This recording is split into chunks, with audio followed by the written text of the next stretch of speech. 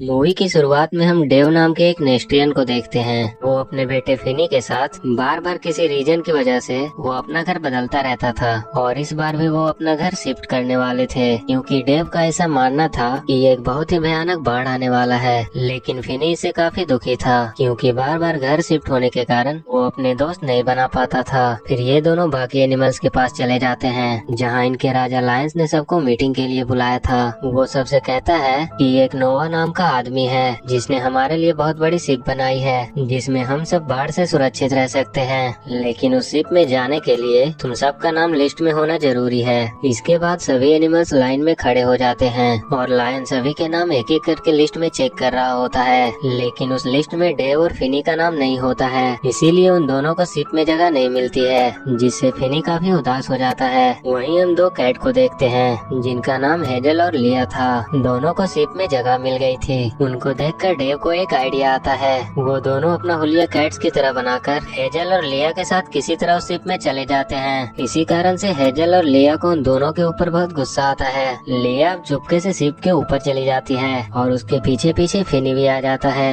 लिया उससे कहती है कि मुझे उस बाढ़ को अपनी आंखों से देखना है। वो दोनों शिप के ऊपर तो आ जाते हैं लेकिन वहाँ का गार्ड उन्हें देख लेता है और वो उनके पीछे पड़ जाता है। लेकिन लिया जोर से चिल्लाकर उसे डराकर वहाँ से भगा देती है और अब कुछ समय के बाद बाढ़ वहाँ तेजी से आकर उस शिप से टकरा जाती है जिसके कारण वो दोनों शिप से नीचे गिर जाते हैं। लेकिन तभी दो ड्रैगन्स आकर उनको पकड़ लेते हैं। लिया और फिनी को लग रहा था कि वो दोनों उसे शिप में पहुँचा देंगे लेकिन वो उन्हें खाने के लिए कहीं और लेकर जा रहे होते हैं। लेकिन फिर भी लिया और फिनी किसी तरह उनसे अपना पीछा छुड़ा लेते हैं और नीचे गिरकर जंगल में फंस जाते हैं। लिया फिनी से कहती है कि तुम अपने रास्ते जाओ, मैं अपना रास्ता खुद ढूंढ लूंगी। रात गुजारने के लिए लिया एक छोटा सा घर बनाती है लेकिन वो बारिश से उजड़ जाता है। फिर वो देखती है कि फिनी ने एक बढ़िया घर तैयार कर लिया था, इसीलिए वो उसके पास चली जाती है। यहाँ हम देखते हैं कि फिनी चमक रहा था। वो कहता है कि हम नेस्ट्रियन रात को इसी तरह चमकते हैं। दूसरी तरफ डेव और हेजल अपने बच्चों के लिए काफी परेशान थी। वो दोनों उन्हें पूरे शिप में ढूंढने लगते हैं लेकिन वो कहीं नहीं मिलते हैं। इसके बाद हम देखते हैं कि डेव पकड़ा जाता है और उसके साथ हेजल को भी एक रूम में कैद कर दिया जाता है। और अगली सुबह लिया और फिनी के पीछे वो ड्रैगन फिर से पड़ जाता है। वो दोनों अपनी जान बचाने के लिए इधर उधर भागने लगते हैं और रास्ते में उनको एक व्हेल मिलता है जो उनको उस ड्रैगन से बचा लेता है। उस व्हेल का नाम ओवेसी था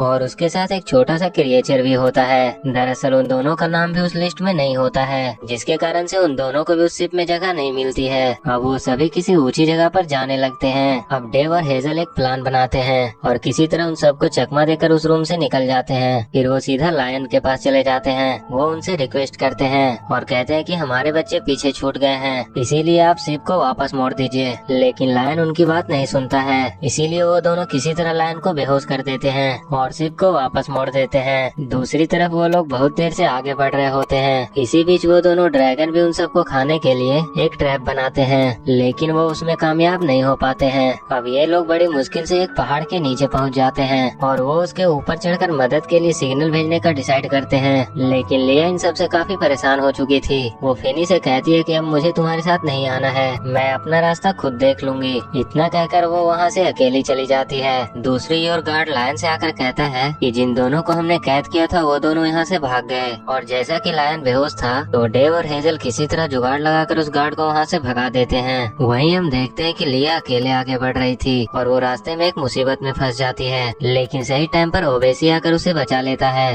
अब लिया भी उन सबसे दोस्ती कर लेती है। इसके बाद वो सभी मिलकर फिर से आगे बढ़ने लगते हैं। बहुत देर चलने के बाद ओवेसी काफी थक जाता है, इसीलिए वो लोग रात गुजारने के लिए एक गुफा में रुक जाते हैं। लेकिन जैसे ही सुबह होती है उस गुफा में चारों तरफ से पानी भरने लगता है जिसके कारण वो लोग वहाँ से भागने लगते हैं। इसके बाद हम देखते हैं कि ओवेसी पानी में गिरकर डूब जाता है। अब सब कुछ पानी में डूबने लगती है। लिया और फिनी भी एक बर्फ के टुकड़े पर फंस जाते हैं लेकिन तभी डेव और हेजल भी शिप को लेकर उनके पास पहुँच जाते हैं। लेकिन अब लायन भी होश में आ जाता है और उन दोनों पर अटैक कर देता है। लेकिन डेव एक ब्लू कलर का गैस निकालकर लायन को दोबारा से बेहोश कर देता है। दरअसल जब नेस्टियन काफी ज्यादा डर जाते हैं तो उनके नाक से ये गैस निकल जाता है। फिर ये दोनों अपने बच्चों को बचाने चले जाते हैं। वो लिया को तो बचा लेते हैं लेकिन फिनी पानी में डूब जाता है जिसके बाद वो तीनों भी उसे बचाने के लिए पानी में कूद जाते हैं। उन्हें लगता है कि फिनी मर चुका है लेकिन कुछ समय के बाद फिनी होश में आ जाता है। तब जाकर डेव और फिनी को ये समझ में आता है कि वो दोनों पानी के अंदर भी सांस ले सकते हैं और बातें भी कर सकते हैं। यानी कि वो पानी के अंदर भी जिंदा रह सकते हैं, इसलिए वो काफी खुश हो जाते हैं। लेकिन तभी दोनों ड्रैगन्स भी वहाँ पहुंचकर उन लोगों पर हमला कर देता है। अब डेव किसी तरह हेजल और लिया को पानी से बाहर ले आता है, क्योंकि उन दोनों को सांस लेने में तकलीफ हो रही थी। वहीं फिनी उन ड्रैगन्स को अपने पीछे ले जाता है और एक जगह ले जाकर उनको एक जाल में फंसा देता है, लेकिन वो बड़ी आसानी से उससे निकल जाते हैं और वो फिनी को खाने ही वाले होते हैं कि तभी ओवेसी आकर उन दोनों ड्रैगन्स को खा जाता है। फिनी ओवेसी से पूछता है कि तुम अभी तक कैसे जिंदा हो,